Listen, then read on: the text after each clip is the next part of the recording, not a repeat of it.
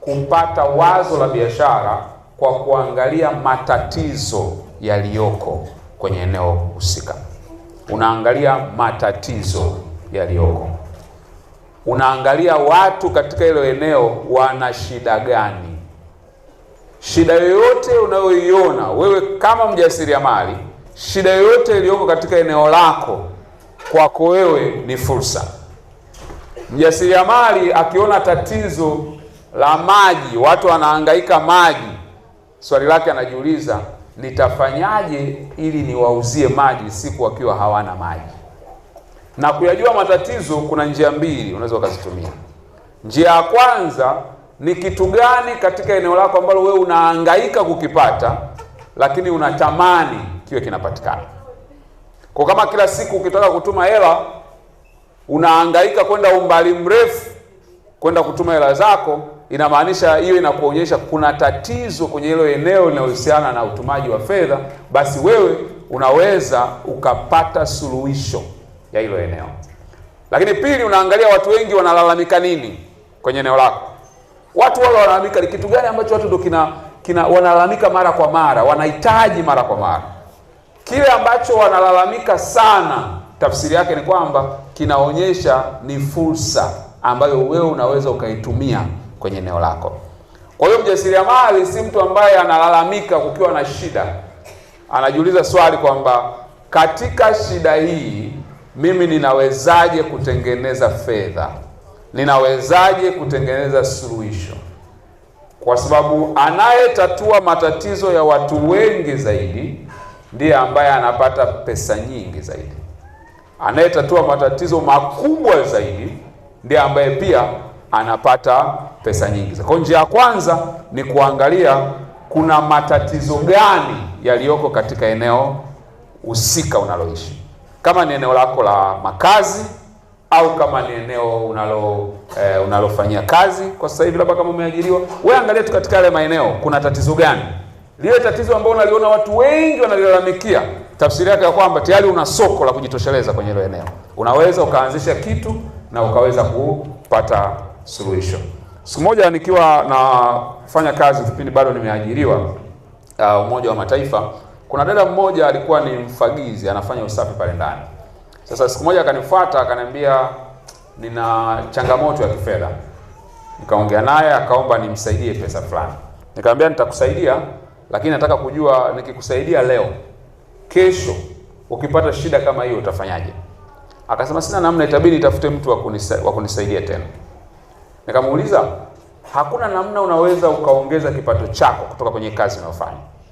Akasema mimi sina elimu, sina namna yoyote ambayo naweza nikapata fedha zaidi, kwa sababu mimi kazi yangu ni kufanya usafi hapa ofisini.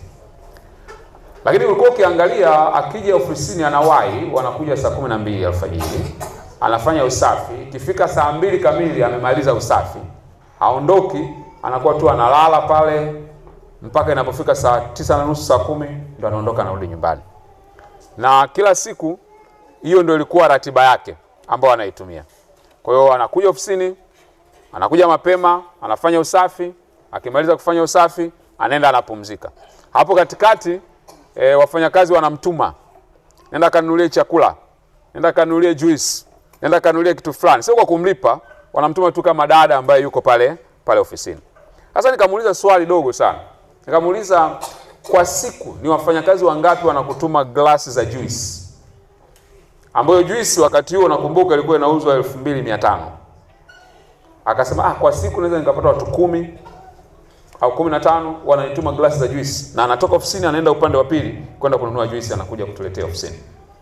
Nikamuuliza, juice zile unazonunua zinatengenezwa na nini? Akasema zinatengenezwa kwa matunda, mananasi, mapapai, machungwa, embe na vitu kama hivyo. Swali langu la tatu kwake likawa, wewe unaweza kutengeneza juice? Akasema ndio. Umeshawahi kutengeneza? Ndio. Wapi? Akasema nyumbani na blender. Swali, kwa nini unatuacha sisi tukutume wewe ukanunue juice wakati wewe unaweza kututengenezea juice? Akasema sikuwaza kama naweza nikafanya hivyo. Unahitaji mtaji wa shilingi ngapi kununua matunda? Akasema.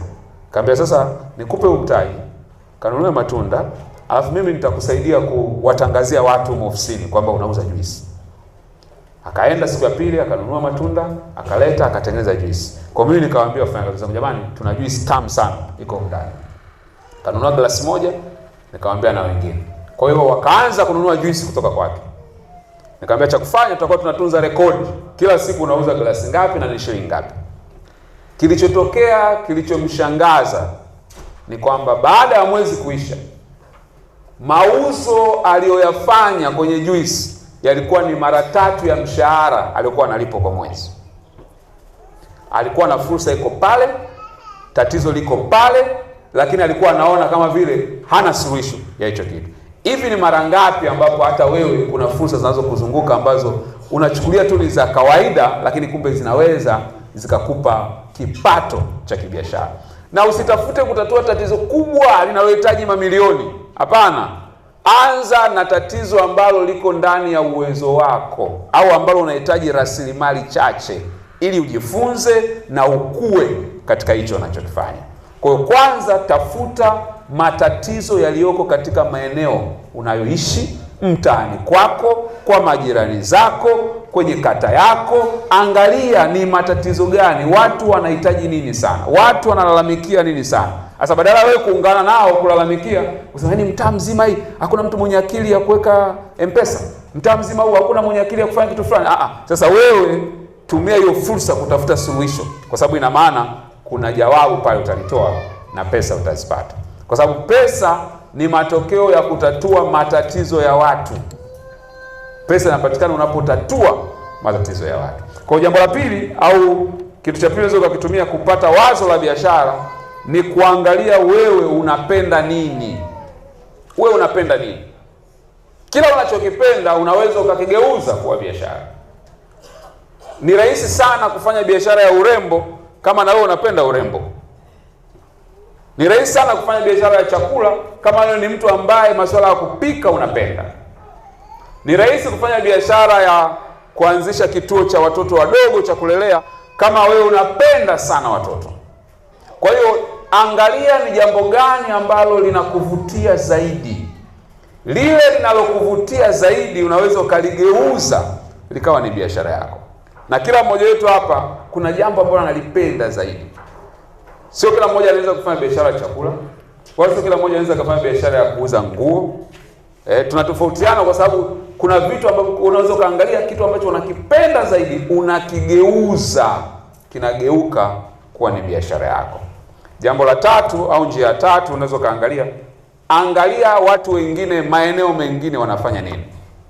Sio kila biashara ni mpya. Kuna biashara nyingi ambazo zinajirudia tu. Kwa hiyo angalia wewe watu wengine wa maeneo mengine wanafanya nini. Unapozunguka unaweka macho yako vizuri, unaangalia kwamba hichi kitu kule mtaani kwetu hakipo, hichi kitu kule kwenye kata yetu hakipo, hiki kitu kwenye mkoa wetu hakipo. Mimi naweza nikakichukua hiki nikakileta kikaanza kufanya kazi kwenye eneo langu husika.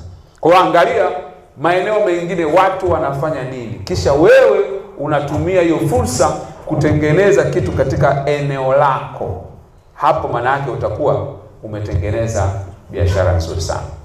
Lakini pia wazo la biashara namba 4 unaweza ukalipata kutokana na uzoefu wako. Uzoefu wako. Ndio maana wako watu wengi ambao waliajiriwa kama wauza duka, baadaye na wao wakamiliki maduka yao, wakaanzisha biashara zao. Kwa kila uzoefu unaopitia leo huwa unakutengenezea ujuzi wa aina fulani ambao unaweza kuutumia kesho. Kwa hiyo unajiuliza, mimi nina uzoefu gani? Na uzoefu unaweza nikautumiaje katika biashara yangu ninayoifanya? Kwa kila uzoefu ambao unaupata.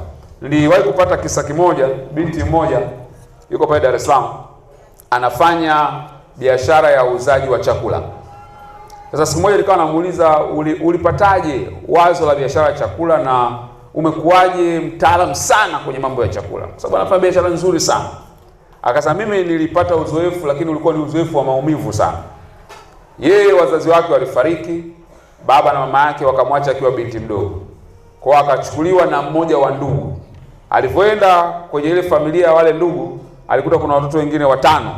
Lakini yeye ndo alikuwa mtoto mkubwa, wale wengine walikuwa ni wadogo. Kwa yule mama alikuwa anamtesa sana yule binti. Anasema kwanza nilijifunza kupika nikiwa na umri mdogo sana.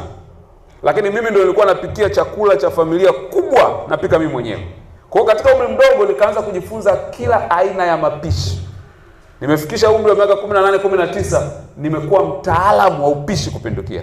Yalikuwa ni uzoefu wa maumivu, lakini leo ameugeuza umekuwa ni biashara. Maumivu yale aliyopata akiwa mdogo, leo amekuwa ni katara mkubwa sana ambaye anauza sana, lakini aliyapata maumivu kwenye njia hiyo. Kwa kila uzoefu ambao unaupata kwenye maisha yako unakuandaa kwa ajili ya kufika kule ambako unataka kufika. Kwa hiyo unaweza kujiuliza, mimi nina uzoefu gani? Wengine mlikulia kwenye familia za ufugaji. Wengine walikulia kwenye familia mama alikuwa anafanya kitu fulani, na wewe ulianza kufanya. Usidharau vile vitu ambavyo ulivipitia na ulijifunza ukiwa bado, pengine huko kwa wazazi au huko kwa ndugu huko. Vinaweza vikawa ni chanzo cha wewe kuanzisha biashara yako na ikafanikiwa vizuri sana. Kikubwa ambacho nataka nisisitize hapa ni kwamba biashara, mafanikio yake haitegemei tu aina ya biashara, inategemea ni nani anaifanya ile biashara.